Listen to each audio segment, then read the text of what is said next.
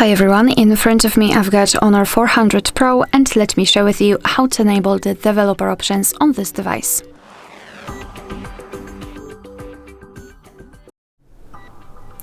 So let's start with opening the settings. Here we have to scroll down to the very bottom to find About Phone. Let's tap. Then let's localize build number and keep tapping on it until you'll see that you're in the developer mode. Here we've got the information, so we can go back to the general settings and enter system and updates.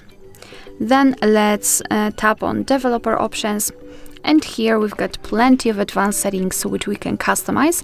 So for example, you can disable the USB audio routing. Here you can show surface updates, visual feedback for tabs. Here we've got some options which are connected with the networking overall. And basically all you have to do is to tap on the switcher next to the option to apply it. It will be immediately activated. Of course, you can turn it off the same way. If you've got the options without the switcher, simply tap on them to open more options to choose from. If you're done with customization of developer options, you can always turn them off. Just go to the very top of the list and tap on this switcher right here. And as you can see, we will automatically go back to the system and updates, and developer options are not visible, which means that we just successfully turned them off.